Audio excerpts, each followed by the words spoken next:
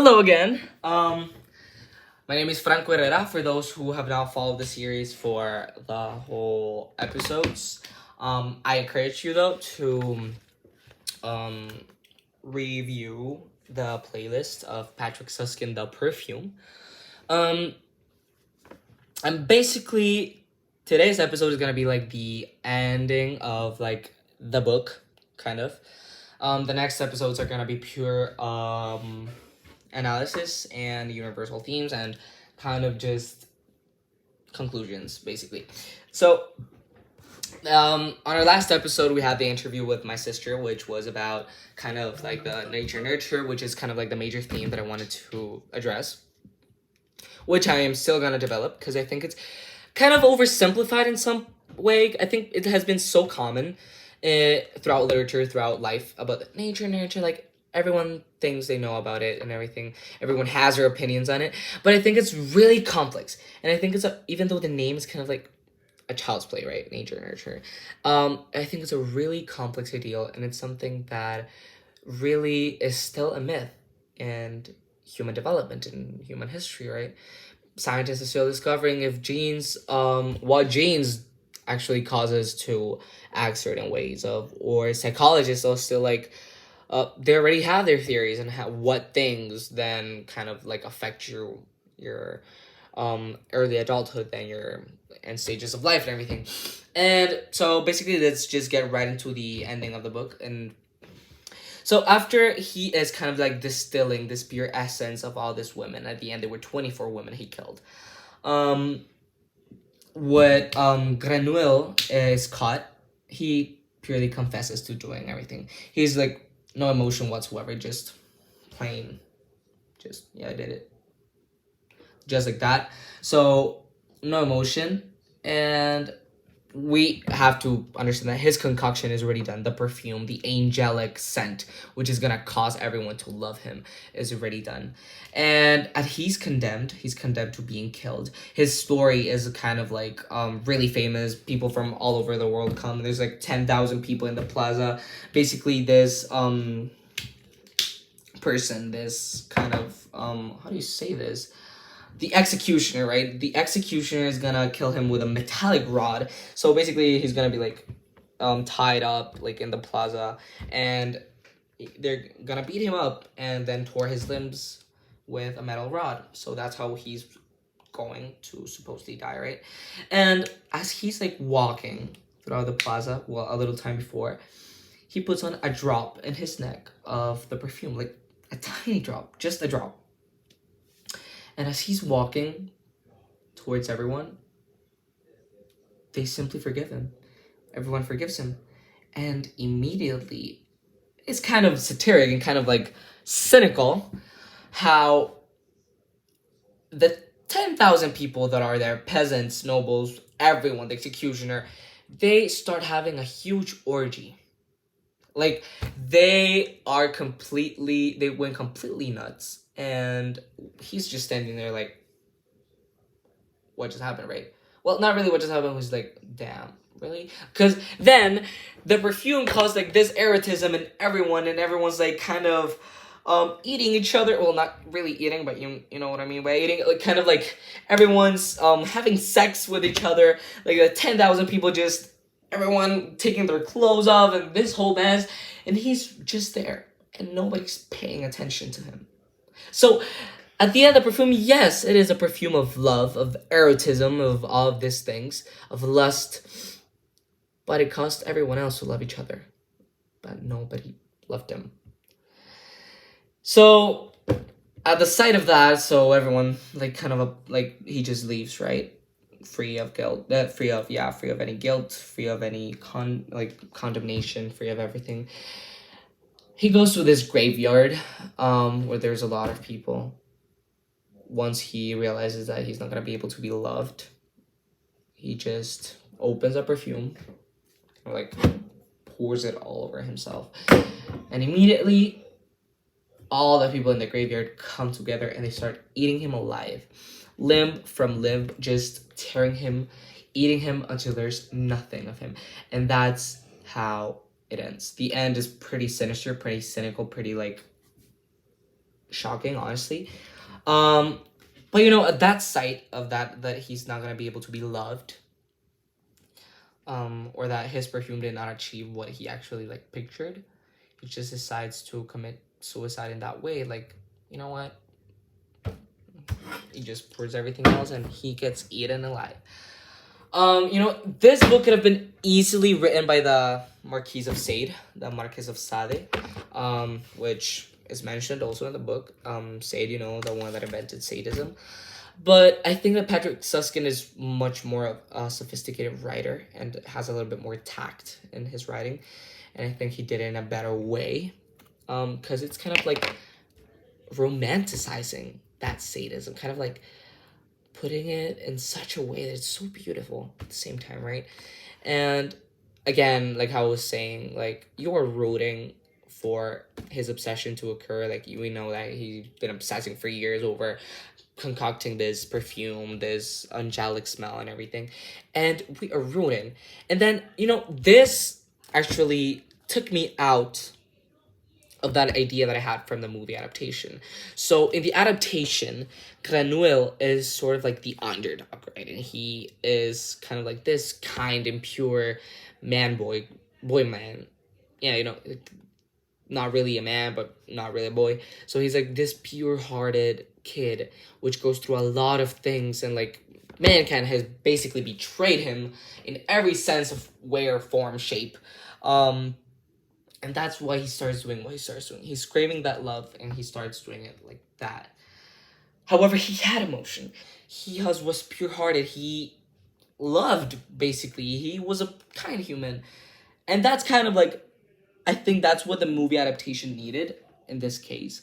Because if not, it would have been very different. But then in the book, the perspective of Granola is completely different. He is not a kind person. He has simply no sympathy, no empathy. He does not care about anyone. He just does not give an F. I'm sorry for it, but that's literally how he is. His only purpose in life is to create that perfume and to... That's it. That's basically his only purpose. Create that perfume. He learned. He went through hell and back. He did a lot of things purely so that he could learn how to concoct that perfume. He did not care about the women. He did not care about anyone else. He was a snake. And throughout the book, he's compared to a tick. A tick, yeah, a tick. Like the animal. And basically, I want to read this section of the book, which is actually throughout the book. It's a conceit, basically held throughout the whole book, which he's compared to a tick. And the first initial quote, or the first initial mention of him being a tick is this one. So, he was an abomination from the start. So that's something, again, that is specifically stated. He never had any feelings for anyone, like in the movie. But I think it's what it needed, again, so that people could, like, kind of root for him and everything, you know. You know, movies are not always going to be the same as the book. Maybe it would not make sense. It would not call on to the audience as well. So he was not an abomination from the... He was an abomination from the start. He decided in favor of life out of sheer spite and sheer malice. Obviously, he did not decide this as an adult would decide, who requires his more or less substantial experience and reason to choose among various options. But he did decide vegetatively. As a being, when once tossed aside, must decide if it ought to germinate or had better let things be. Or like that tick in the tree, for which life has nothing better to offer than perpetual hibernation.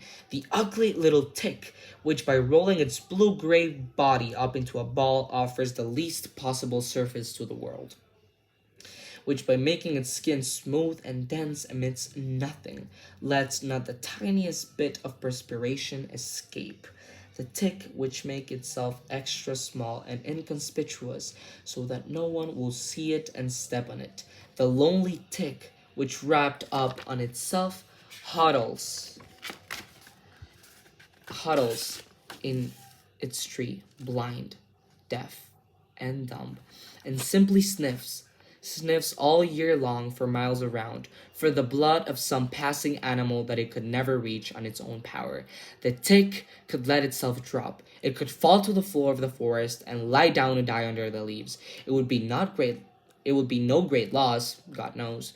But the tick, stubborn, sullen, and loathsome, huddles there and lives and waits for the most improbable of chances that will bring blood in animal form directly beneath its tree, and only then does it abandon caution and drop, and scratch and bore and bite into that alien flesh. The young renewal was such a tick. Right. So they're comparing him to a tick. And the most, like, kind of interesting part is how it says a tick would not be a great loss. God knows that. Like, if a tick died, it would, like, mean nothing. So that's what they're saying about him, that if he died, it would actually not mean anything. So I think it's pretty interesting to see, and pretty kind of shocking. Kind of like, well, Patric Süskind, he's a German writer. This book was published in 1948. 1948, if I'm not mistaken. And he's a great writer, and even though he has like pretty much wanted not to be mainstream, or he has not done anything to like want to be mainstream, he's still a writer that has did you see that? He's still a writer that has kept himself not in the shadows, and people have discovered him because of the way of his writing and the the way of writing and his like perfectly done perfectly like this I'm just shocked because this book is like actually amazing.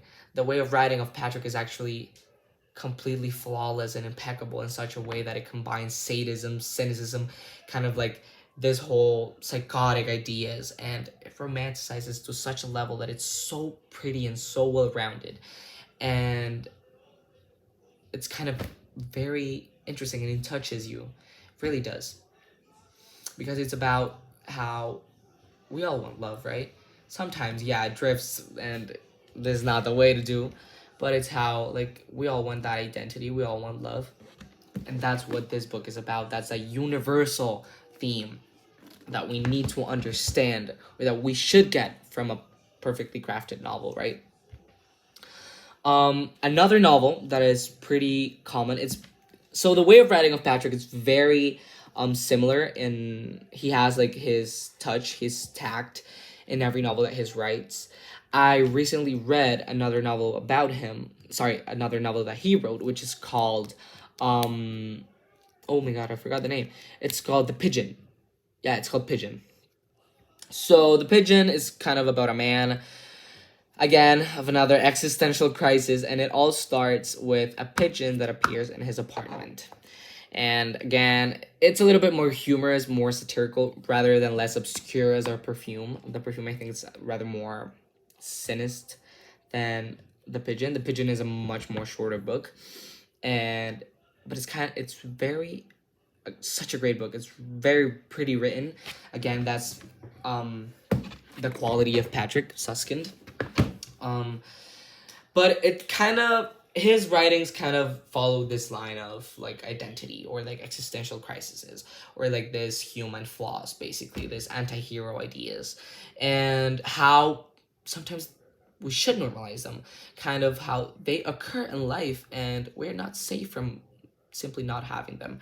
Mental illnesses, mental lack of awareness, it's a thing. And sometimes panic attacks and identity crises and all of these things, it occurs to anyone in the course of her life. And I think that's something we watched in the pandemic. I think pretty much a lot of us, even as young as we are, we went through crises, basically being just enclosed in your own house or in wherever you were without actually contact from other people. I think it was pretty hard. But yeah, I think that is everything for today. We're done with the book. Next episode, we're gonna kind of delve more into analyzing maybe the way of writing of the author. Yeah, I've mentioned it a lot, but we've not really kind of like actually dissected it. We're gonna talk more about other themes, especially the theme of love. That's something I want to address a little more. And that's all for today. And I hope you all have a great day and continue reading. Thank you. My name is Fran Correra, and I'm out. Bye.